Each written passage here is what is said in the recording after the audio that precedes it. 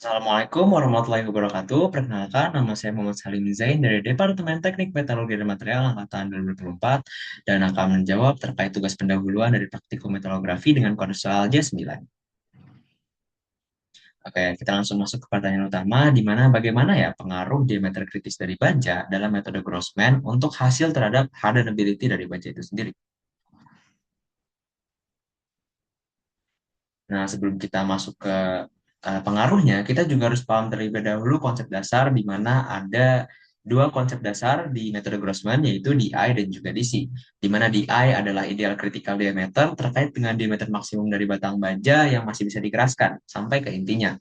Dan diukur juga dari kondisi quench yang ideal, di mana berarti hanya tak terhingga dan pendinginan itu sangat ekstrim. Lalu ada DC, yaitu critical diameter yang aktual. Nah, ini tergantung medium yang kita gunakan.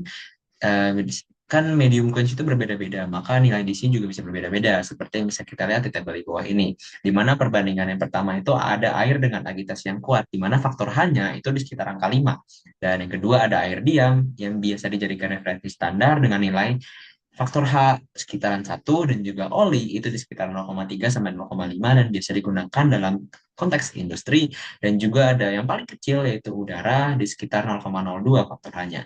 Dan ini cuma digunain di buat baja baja paduan tinggi aja.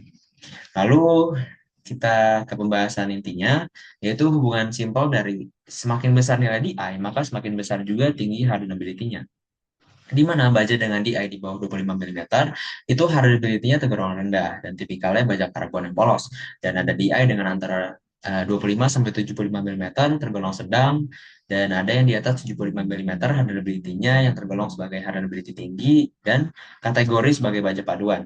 Terus kita juga bisa menentukan nilai DI dengan menggunakan rumus faktor pengalih dari Grossman, di mana nilai DI sama dengan nilai D base dikali dengan faktor karbon, dikali faktor mangan, faktor kromium, dan seterusnya sesuai dengan paduan yang kita gunakan.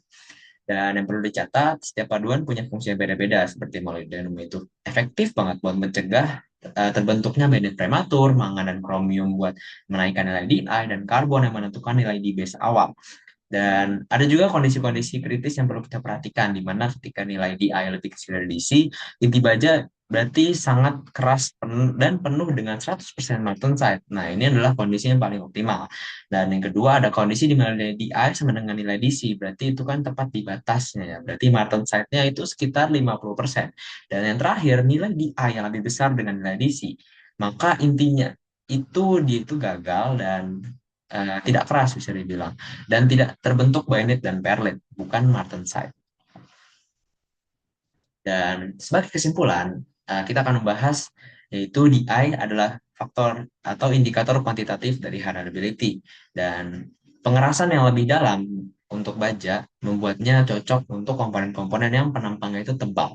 Dan juga ada ketiga, unsur-unsur paduan itu punya peran masing-masing seperti mangan, kromium, dan molybdenum.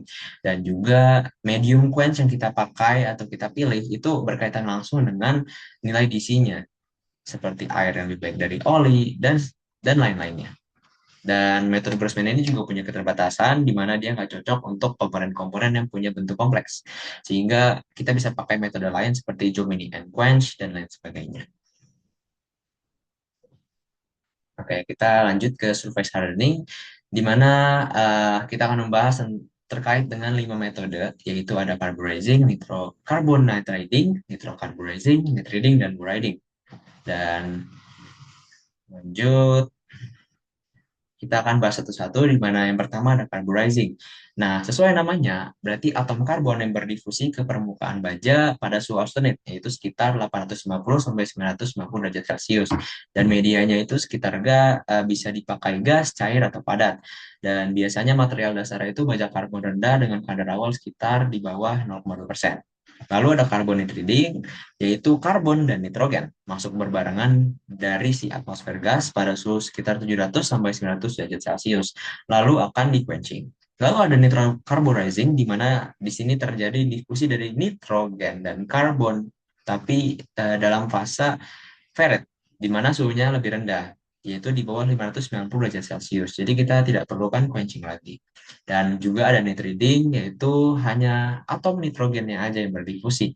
Dan biasanya awalnya itu dari gas amonia di sekitaran suhu 480 sampai 590 derajat Celcius. Tetapi kita perlu material baja yang khusus untuk membentuk eh, paduan nitrat dengan si nitrogennya yaitu seperti Al, Cr, molybdenum, dan juga vanadium. Lalu yang terakhir ada boriding, sesuai namanya, berarti atom boron yang berdifusi membentuk lapisan boride. eh, FeB atau Fe2B, ferrit boride, dan pada suhu sekitar 700 sampai 1000 derajat Celcius, dan biasanya kita bisa dipakai untuk baja jenis cor, titanium, nikel, dan lain sebagainya. Lalu untuk struktur mikronya, kita bisa melihat di carburizing itu terbentuk martensite setelah di quenching, di mana karbon di permukaannya itu sekitar 0,8 sampai 1%. Dan juga ada retain austenite yang kurang dari 30%. Lalu ada carbonate reading, ini masih mirip dengan carburizing, tapi ada tambahan nitrogen sekitar 0,1 sampai 0,5%. Nah, yang bikin menambahkan hardenability-nya. Lalu juga retain austenite lebih rendah. Lalu ada nitrocarburizing, di mana terbentuk compound layer atau kita sering sebut sebagai white layer, dan ketebalannya sekitar 5 sampai 25 mikrometer. Lalu di bawahnya juga terdapat diffusion zone sekitar 0,1 sampai 0,4 mm. Lalu ada nitriding, di mana compound layernya itu terdiri dari Fe dan juga N, hanya nitrogen aja, dan tebalnya 5 sampai 50 mikrometer. Dan diffusion zone-nya juga sampai 0,7 mm.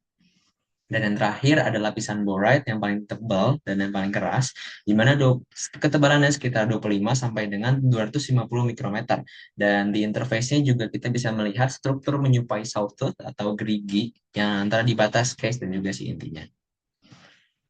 Lalu kita akan melihat keperbandingan kekerasannya, di mana carburizing, kekerasan permukaannya itu 58 sampai dengan 65 hardness Rockwell type C, di mana struktur intinya itu bisa meliputi ferrite perlite atau juga bisa martensite, dan tergantung dengan komposisinya dengan kekuatan inti 400 sampai 700 megapascal.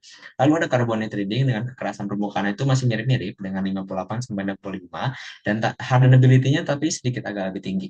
Dan ada nitrocarburizing, kekerasan permukaan itu sekitar 400 sampai dengan 700 hardness Vickers, dan atau sekitar itu kalau di hardness Rockwell 40 sampai 60. Dan ada night reading yang paling keras di antara proses dari difusi nitrogen, ada 700 sampai dengan 1200 hardness Vickers, setara dengan 60 sampai 72 hardness Rockwell, dan tahan panas sampai dengan 500 derajat juga. Dan boriding juga yang terakhir, ini yang paling keras, di mana kekerasan permukaan 1400 sampai dengan 2000 hardness Vickers. Dan em, tetapi kita masih perlu hati-hati ya, karena kalau lapisannya terlalu tebal itu bisa membuatnya menjadi getas. Oke, sebagai rangkuman, untuk proses tertinggi itu, suhu dengan proses tertinggi itu ada di carburizing dan juga boriding, sekitar 850 sampai 1000 derajat Celcius. Dan yang perlu quenching itu hanya di carburizing aja dan carbonitriding, karena yang lainnya itu tidak perlu. Dan kekerasan paling maksimum itu ada di si boriding itu sendiri, dan diikuti oleh nitrocarburizing dan juga carburizing. Dan distorsi ini yang paling penting. Jika kita ingin memiliki suatu alat atau komponen yang presisi, kita membutuhkan distorsi yang paling rendah, di mana yang paling rendah itu dicakup dengan nitriding, dan yang tidak cocok adalah carburizing, karena em, terdapat banyak distorsi yang dapat merubah ukuran dari si komponen itu sendiri.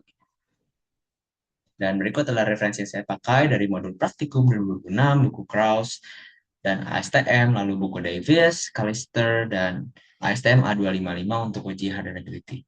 Sekian dari presentasi saya. Mohon maaf apabila ada kesalahan. Wassalamualaikum warahmatullahi wabarakatuh. Terima kasih.